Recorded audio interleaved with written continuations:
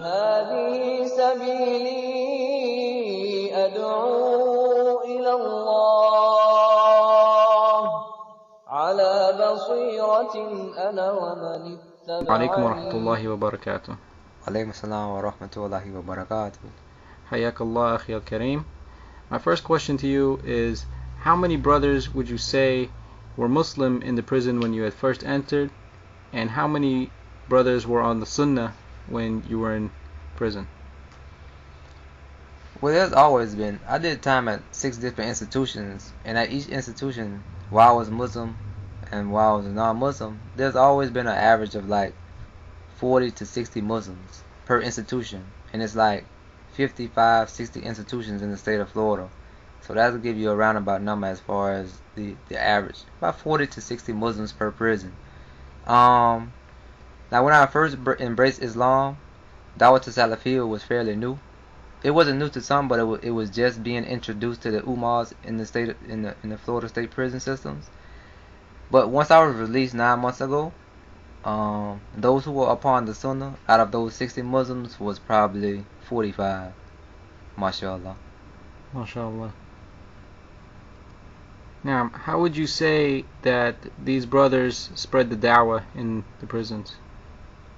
Well, I mean, I would say that they spread it carefully.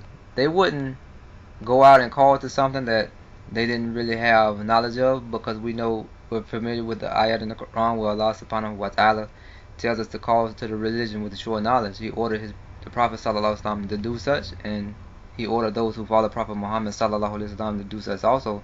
So they will give dawah carefully. I mean, they will call to things, and they will call to those things with proofs.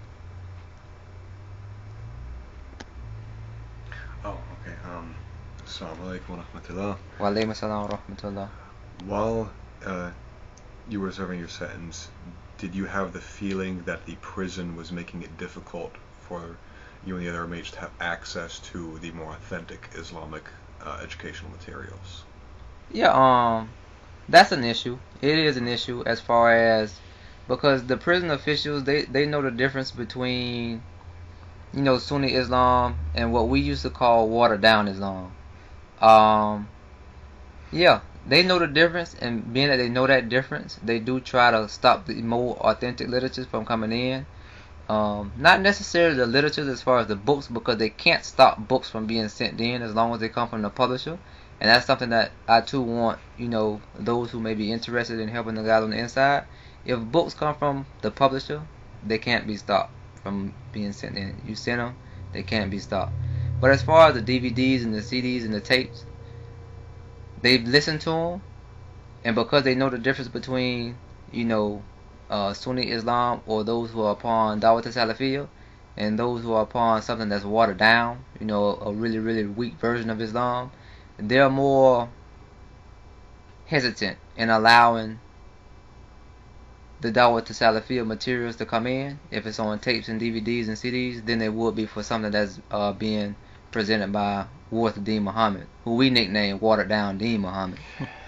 But it's just the reality. So yes, it is. It's something that has to be addressed, and it's a way it can be addressed. Inshallah. When the inmates are often visited, or not often I should say, but when they are visited by brothers from the outside, what do they most want to hear? What really touches them and makes them feel like, hey, there's people out there that know about our situation? What is it that they want to hear from these brothers from the outside? Well, basically, when brothers do come in from the outside, it's very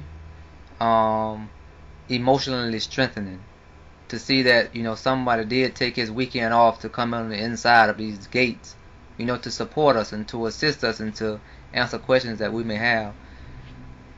I think the number one theme during those settings are questions. Questions that the inmates have. Not like questions like, well, what's the latest movies that's out, or what's the latest songs that are out. Questions on Islam. Because there's there's a lot of issues that come up in prison that we just don't have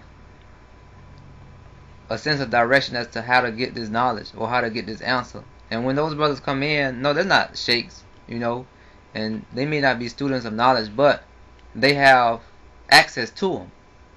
And our only questions are, can you find out this? Can you find out that? And sometimes I know, because they've even mentioned it, that they're bombarded with questions. Especially if it's one guy or two guys. It's like a bombardment. And sometimes I know it can be overwhelming. I'm on the outside now and I'm looking at it and yeah, it probably was overwhelming.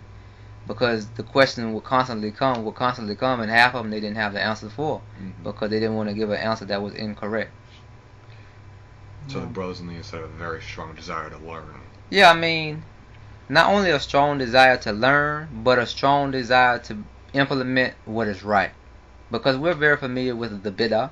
We're very familiar with what Rasulullah sallallahu alaihi wasallam warned about the newly introduced matters in the deen that is going to be rejected.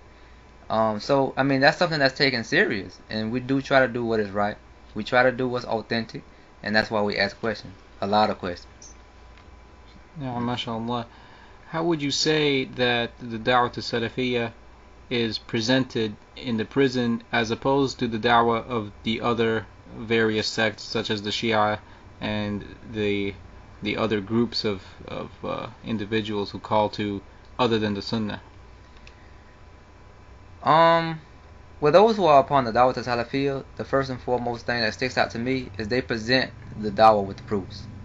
That's always really mattered to me, and it should. Those other groups, those who are upon the Aqidah and the Manhaj of the Shia or the Nation of Islam or the various groups, I know we have open discussions with them to try to invite them in, to the Ummah of Muhammad sallallahu alaihi wasallam, and in doing so we learn about them, and we learn, and one of the things that stuck out the most was they don't have knowledge of what they are on. They may say that, okay, I'm Shia, or they may say, okay, I'm Sufi, or they may say I'm in the Nation of Islam, but like I said before, it's not. They don't even know the foundations of the Aqidah that they're claiming to be upon.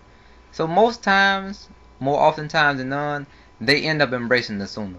I mean, if they sit the pride to the side and they are really sincere about, seeking the path that leads to Al-Jannah, they embrace the Sunnah and they embrace the da'wah of the Salaf. It's just as simple as that.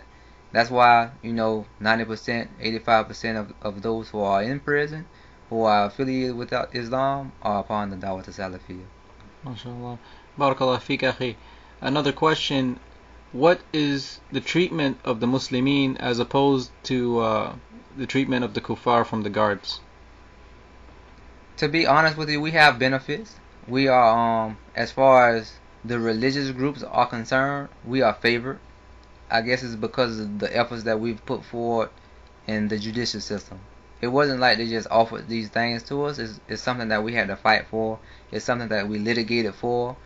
And they respect us. They do give us a very high level of respect, because they see the high level of discipline that we carry amongst ourselves. They see the high level of unity that we carry amongst ourselves. And for instance, during the month of Ramadan, they know that we haven't eaten all day. And at the end of the night, when the sun is beginning to set, we may be agitated at some points. We may be frustrated at some points because we know that the meal they're getting ready to serve us really isn't a meal, but we have to accept it. We have to allow that to be enough to suffice us, and they know that. But they see us maintain our composure. They see us maintain our discipline. They see us, for those who may, start to, show their frustrations or verbalize their frustrations, they see the ones who are a little more stronger than them go and comfort them and encourage them. Just be patient, ya akhi. If you want a slice of my bread, I'll give you a slice of my bread. If you want my beans or my corn, I'll give you my beans or my corn. Just to keep the group together, just to keep the group upon the same common ground.